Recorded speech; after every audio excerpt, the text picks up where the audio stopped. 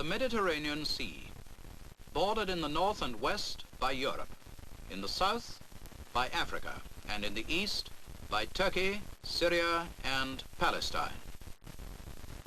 Palestine, the country where Jesus Christ lived. A journey down the valley of the River Jordan may help us to understand more clearly some of the things Christ said and did. North of the Jordan Valley stands Mount Hermon.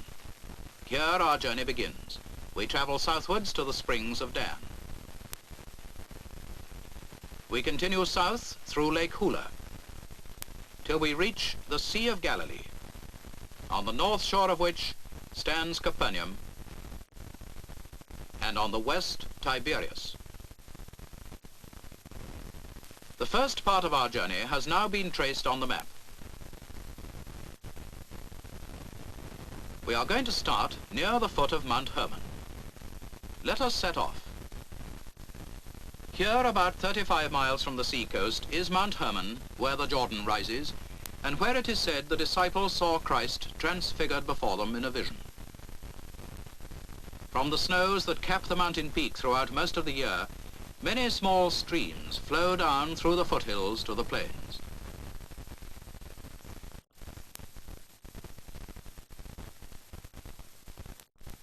We first see the Jordan proper at the springs of Dan, its small streams gathered into one main course. To the surrounding fertile lands, 3,000 years ago, came the Hebrew tribe of Dan, having been driven from their own country by the hostile Philistines. From Dan, the river makes its way swiftly to the south as a pleasant, rippling stream through a beautiful landscape almost English in appearance. We meet the shepherd, taking his sheep to new pastures.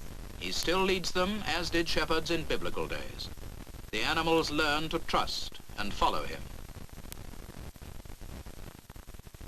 This countryside is typical today. A modern road bridge crosses the river. The cattle wade out into the water to drink, while the herdsmen sit lazily on the bank in the hot sun, watching that none strays too far away. The farmer is tilling his field much as his forefathers did of old, with the ox and the ass yoked together at the plough. Christ used such scenes in teaching simple folk, shepherds, herdsmen, and farmers. Jesus knew their daily problems. A carpenter himself, he had made ploughs and yokes for their oxen. He talked of the ploughman putting his hand to the plough and of the sower planting seed in the ground. Sometimes the soil was good, more often shallow and stony. 7 miles south of Dan, the river widens out through swamplands rife with malaria into the shallow Lake Hula. This lake is not mentioned in the Bible, but it is possible that ancient manuscripts were made from papyrus reeds which grew around the lakeside. Here, cattle and sheep are led to the still waters to drink, and here the women come down to fill their water pots and carry them back to their reed huts.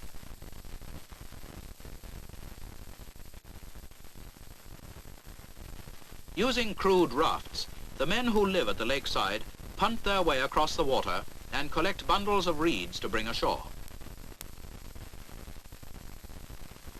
In the hot sun, the reeds soon dry and are then split by the head of the household and the children.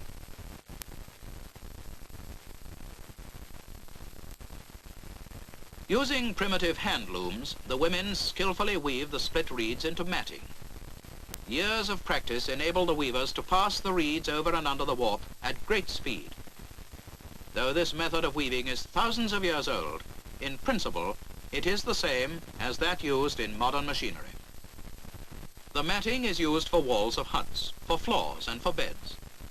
When Christ said to the sick man, "Arise and take up thy bed," he referred to such a mat. At the south end, Lake Hula narrows, the waters of the Jordan flowing through 10 miles of country to the Sea of Galilee. On this stretch, the river falls about 1,000 feet until it is 700 feet below sea level. Here we still find the people tilling the soil, but the farmer uses more modern aids. Clumsy wooden tools have been replaced by steel farm implements, and the slowly plodding ox and ass have given way to the more agile mule.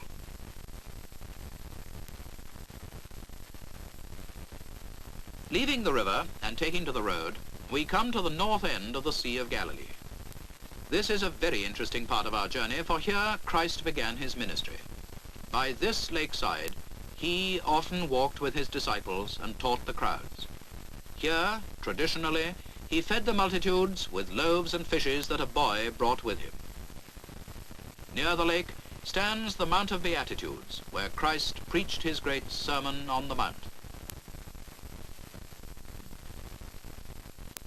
To the north is all that remains of the ancient town of Capernaum, in Christ's day a flourishing lakeside port, where he discovered Matthew collecting taxes and called him to be a disciple. In more recent times, the monks have reconstructed the ancient synagogue in which Christ preached. It was originally built by a centurion of the Roman garrison. Notice the Roman influence in the general construction.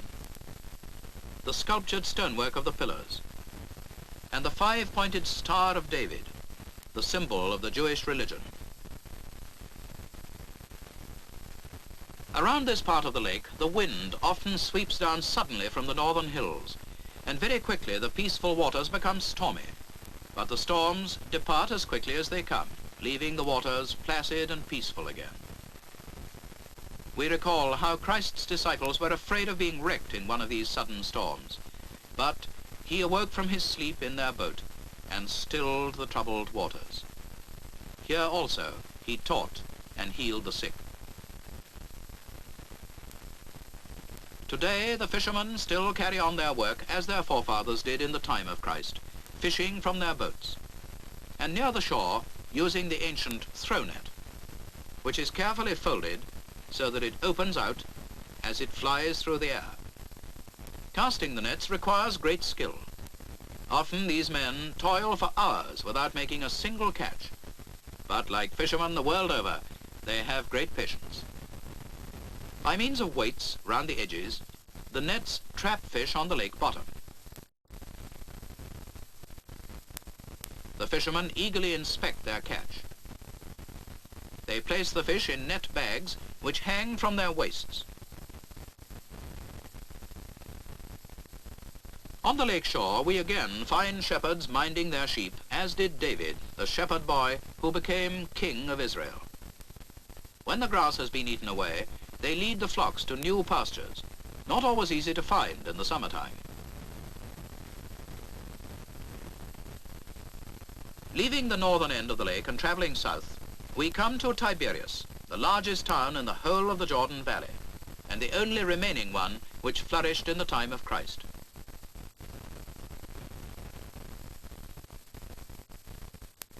It was built by Herod Antipas, the elder son of Herod the Great, in honor of Tiberius Caesar, the Roman ruler.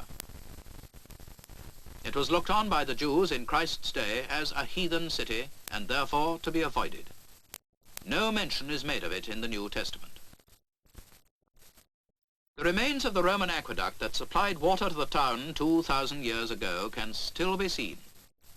We look through its historic arches at the present town. Modern Tiberias is higher up on the hillside. The old Arab part lies by the lake.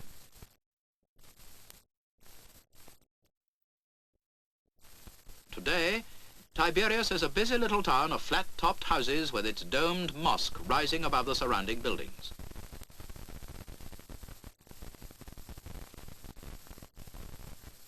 In the marketplace, the traders set out their wares and bargain for hours, while the country people bring their farm produce to be sold and buy clothing materials, pots, pans, and other goods to take back to their farms.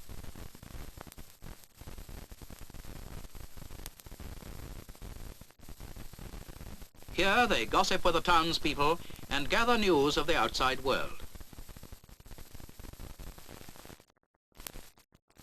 The marketplace was always a favorite center, even at the time of Christ. There some hypocritical Pharisees came to say long prayers in public to impress the people with their holiness.